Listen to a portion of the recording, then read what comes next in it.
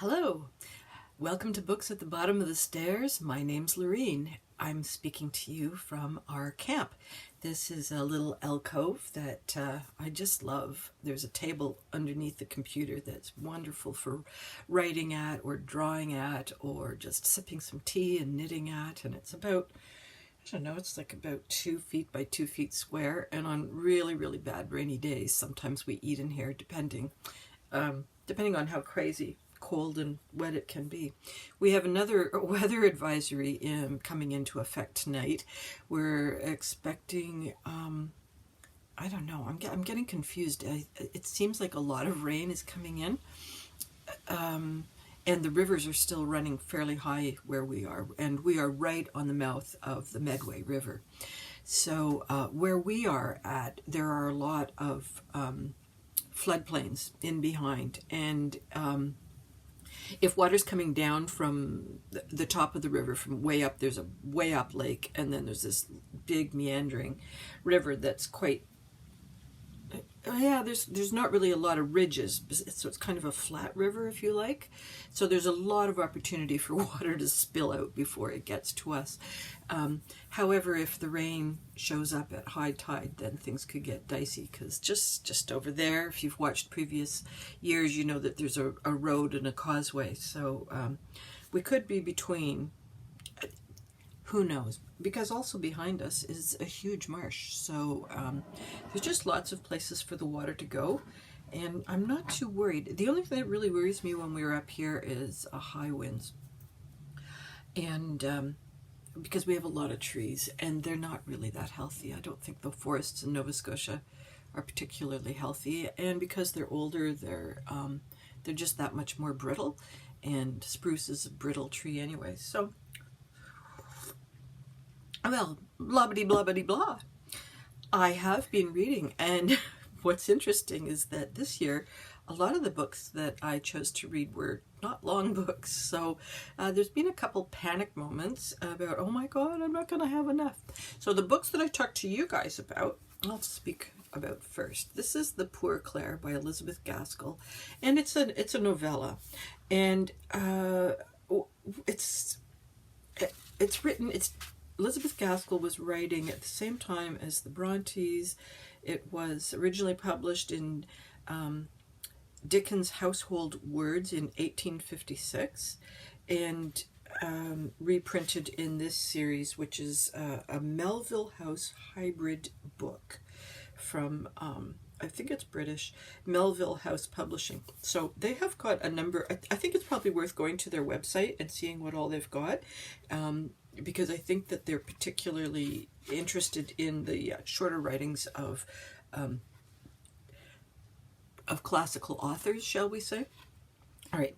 So this is a short story, and it's about a very complicated curse that was set against a man who did something bad to a servant lady. And the servant lady was much more, she wasn't as lowly as he thought. And so she sets a curse on him, and it starts rebounding in kind of very spectacular ways. And we've got an inheritance, and through the inheritance, the new it's not going down a direct line. This inheritance has got to do some jigging and jogging to get to the next proper inheritor. And so it all centers around this curse. And so I thought it was going to be a bit more gothic-y. It's intricate. I like the characters. The narrator is interesting. He's a young lawyer who's seeking out the inheritors, and he's got a lively way of telling the story, and it's not quite as lugubrious as some of those authors' voices can be. And although it's everybody seems to get mysterious sicknesses along the way, and you think, oh, is that the curse or food poisoning? So anyhow, through much search and thinking and finding clues and so on, eventually the correct inheritors are found. And is the curse broken or isn't the curse broken? Now, when when I read the title, The Poor Clare, I was thinking Clare is the main character, or yeah. And then somewhere along the way, I start to realize there is definitely some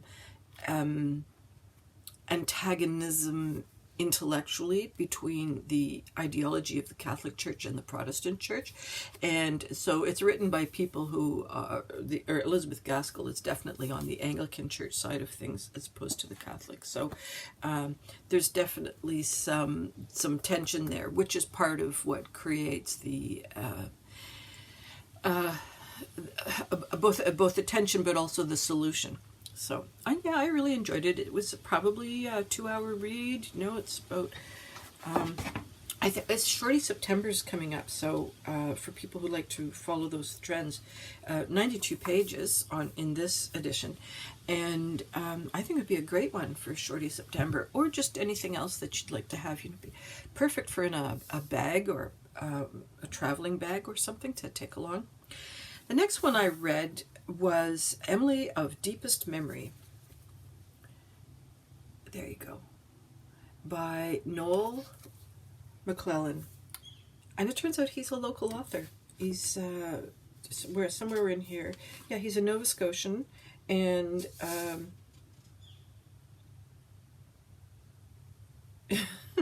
sorry, I'm just laughing. He also works with his older sister, this Esme Drescher, and there's a sweet picture at the back that's black and white that's not going to reflect here. And she was responsible, I think, for creating the characters. She did the envisioning of just, I don't necessarily, I'll just continue with that in random thought. There are characters in here that are not human, and I think that's where she comes in, because there's a giant hamster that's bigger than the girl. There's a lion that's as big as an ant, who's also king of the forest. There's a beautiful crow. There's an eagle that is an oracle, and what else have we got? Well, and then if I start to tell you more, then it starts to give it away. This is also a short book. So what have we got here? 298 pages with a little bit less, because there's one here of the lion. Let me show you the lion. It's such a beautiful drawing, painting. There we go. Oh my God, isn't he stunning? Oh, and his flowers, he's so beautiful. Anyways, this is the fiercest king of the forest you'll ever encounter.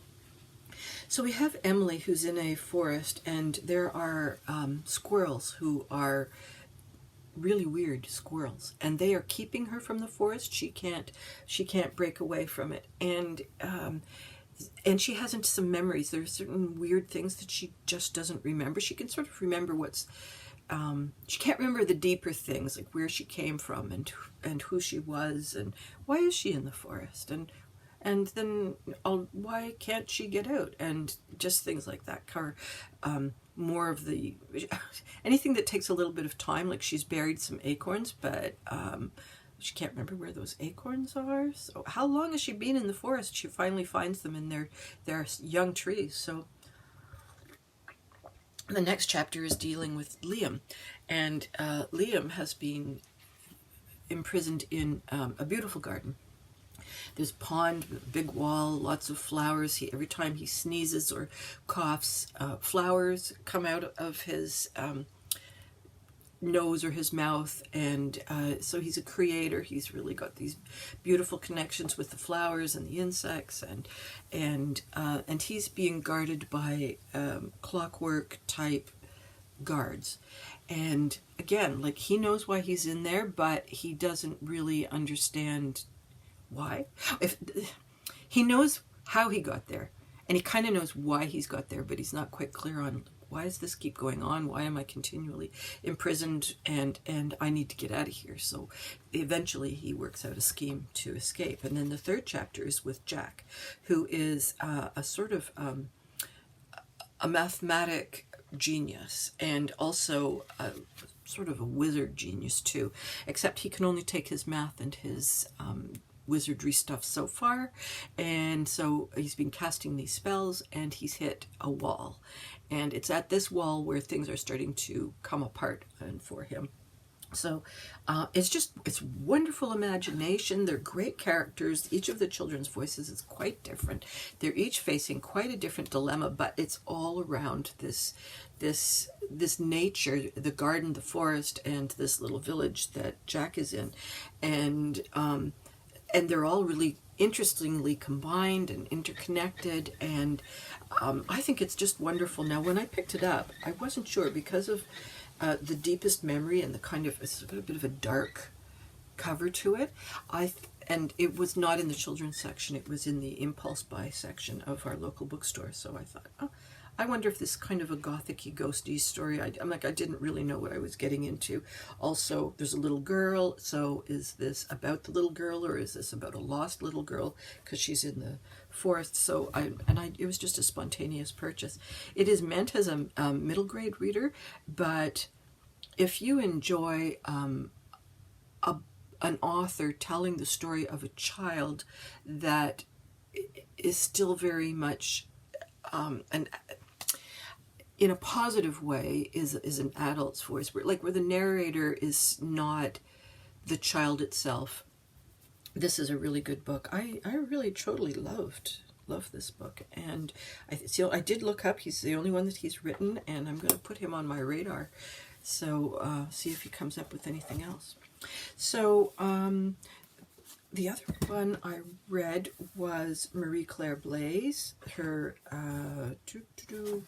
first book. I just read the first one, The Day is Dark, and it's an old university kind of textbook type of book, and her books get kind of. I'm going to have to do a whole thing just on Marie Claire Blaise because there's so much to talk about, and yet her stories are so short. So this first one, also perfect candidate for Shorty September, is the first book is 110 pages, but you can see that there's quite a lot of blank space in the text. So it's kind of plotless in that, nobody's getting in a car and driving somewhere, and there isn't some magic mushrooms that anyone wants to go buy. It's an emotional plot, and we see the different characters and their confusion or discovery, exploration about love and lack of connection, not really understanding the person that they're passionately in love with, or maybe understanding them too well. And the other person, and so how you can get this mix of one person loves this way and another person loves this way, and so I gotta get this kind of thing going on.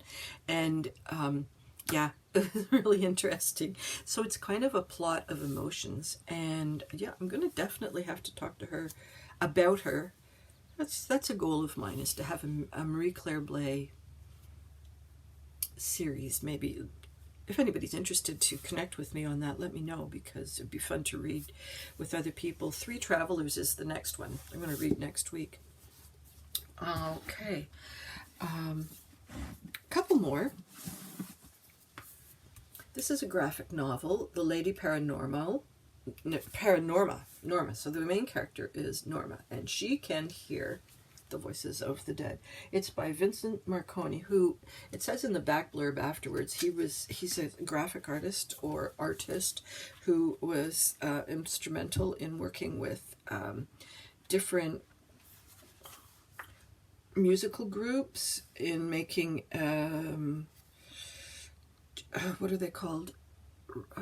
Back in the days of the LP covers.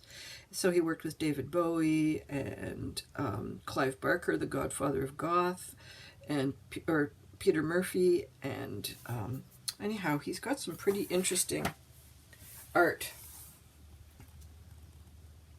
And the story itself is about Norma, who can hear these voices, but of course the villagers are not that happy with her. She's just a bit too weird, and she's very lonely.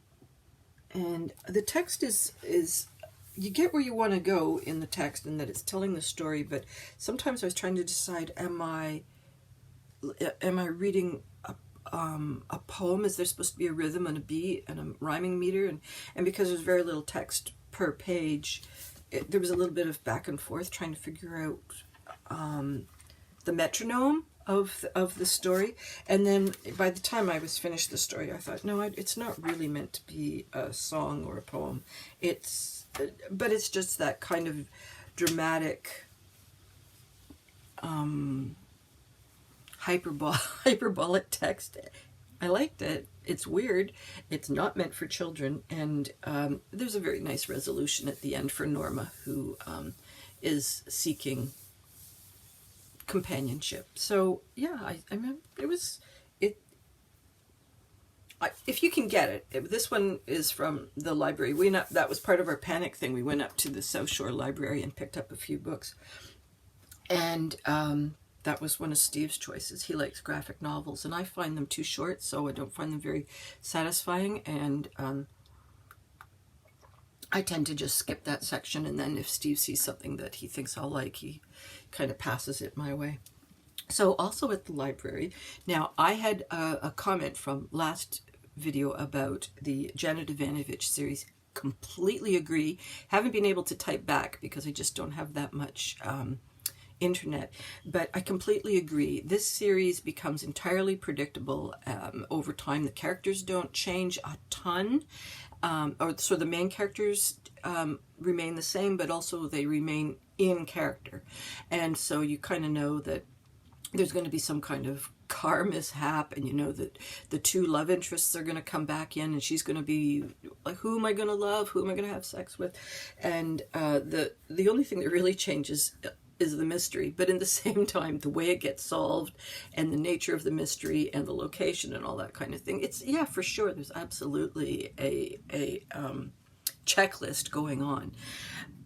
But, and this is where I take a slight U-turn from the comment, is that they are repetitious, and that's what makes them perfect for certain types of reading experiences, because you pick one of these up and you just know that you can read them without any kind of trauma. It's a bit like reading Nancy Drew, or I can't remember what the ones, the Animorphs or whatever. It's like you're going to get the same thing book after book, and that's occasionally exactly what I need. So I had read the one for 26, I can't remember the title, but then in the library, wasn't there a sequence, or the next one in the sequence, Fortune and Glory, which is number 27 by Janet Evanovich. And why was I so excited? Well, because the previous one left us on a cliffhanger. And like, I'm pretty sure that if you're right on the heels of reading this series, you don't want the spoiler, but basically the cliffhanger is entirely solved in here. So if you can't get hold of this book, don't panic. The only thing I'm going to say is things work themselves out. And so again, being at the camp where there's just really, it's all about reading, and the panic is not about whether the next book is going to be amazing. It's more about, is there going to be another book? So I enjoyed that. It was a nice little surprise, and ordinarily I would have waited another year. Like sometimes there's 2 years between books. So yeah, it's not something I'm reading. The next one I picked up from the library was Vanessa Yu's Magical Paris Tea Shop by Roselle Lim. And this was a bit meh. I kind of enjoyed it. It's about a Chinese family who are in the tea export, and this character who is Vanessa Yu, she has got predictions. So if she will see something in the tea leaves or in the drops on the side of a glass or something, and a prediction will come forward, and she can't hold it back. And so she's continually having to kind of avoid socializing with certain people that they're not family. Family knows what's going on, and so they kind of like that she does these predictions, because they'll quite often have bets going, or they'll interfere with things, and it's just, for them it's an entertainment. For her it's torture, and she really doesn't want this particular gift. And so she has an aunt who's also a clairvoyant, and the two of them go off to Paris, where the aunt is opening up a tea shop, and she's going to, after many years of badgering Vanessa, the aunt is finally going to teach her how to work with her predictions and control them and so forth. So, is there love? Yes. Is there tea? Yes. And some of you who are tea lovers will just probably really enjoy the different kinds of combinations that Auntie puts together. And there's a lot of food. Everybody's kind of a foodie in here, and they tend to be more on the international kind of foodie thing, and quite a lot of Asian talk about, what savories went with what sweets. And I don't eat Chinese food as a rule, just because there can be soy in it, and I'm sure that has to do with the restaurants I eat at. I'm sure there's plenty of superb Chinese cooking that hasn't got any soy in it. I haven't encountered it, so I don't know this particular food culinary experience at all. But the author super does, and so if you like a discussion around international food and Chinese food, and so, yeah, it's okay. It's okay. It's good for a beach read. All right, what am I reading right now? Well, I have two books that I've got on the go, and they're both small, but this was nonfiction, and it's Feminism Interrupted, Disrupting Power by Lola Olufemi. And when I was reading last year, I ended up reading a book by Angela Davies, and I meant to look it up before I said these words, but Steve has that. My book list is over on my phone, and he's using my phone, so I can't. But it was about feminism, and Angela Davies made a point that was new to me at that point, which was that a lot of the women that were part of the suffragette movement in Britain and also in the States were definitely not interested in making the vote available to anyone but middle-class property-owning women. And I didn't realize how classist the whole situation was. I didn't realize how color-graded it was. The Irish were not considered humans either. They were called blacks. I knew that from other history reading, but so the black women at that time had to do completely different other thing, and they approached it entirely differently as well. And so they're not just about individual rights of the individual female. They're also about, and perhaps more importantly, the community rights of the black communities, whether you actually live in a pod or whether you're part of the whole spread out black world. So I'm just on chapter 1, and a lot of the information is interesting to me. It's the history of that. The first chapter is about the history about that, and then we're going to move into what different radical black ladies did and said and impacted. So it's very interesting. And the other one I'm reading is Ghost Wall by Sarah Moss, and people talk about Sarah Moss all the time, and always with positive stuff. So again, I picked this one up. It's a little one, and going to see what happens. I'm only on the first chapter, and it seems to be something about people doing reenactment of the Iron Age and possibly a murdered virgin in the Iron Age, and so reenactors in history, boom. And then at our local library, our local post office, there's a little book exchange shelf. So just because I've only got one book left to read before we go shopping tomorrow, and you never know what's going to happen on those shopping dates. Sometimes I get a billion books, and sometimes I don't get any. So I picked up 2 discarded Agatha Christie novels just in case. One is a Poirot, and the other one is about Superintendent Battle. So I haven't read either of these. So if it's not my favorite mystery, but it will do in a. So I have my fingers crossed on Wednesday. So tonight is the big weather event, which is Tuesday. So Tuesday night is the big weather event, and Wednesday it's supposed to be continuing, and we're just going to go and see what happens. Hopefully none of the roads get washed out between here and there. We have to take a little ferry across the LaHave River. Hopefully that's still running. That's a really cool ferry, so every year I try and get footage of it, but I really suck at doing that kind of on-the-go footage. Anyhow, I hope your reading dreams and adventures continue to come true, and I will see you next week. And I hope you're not having a weather event where you are. Bye-bye for now.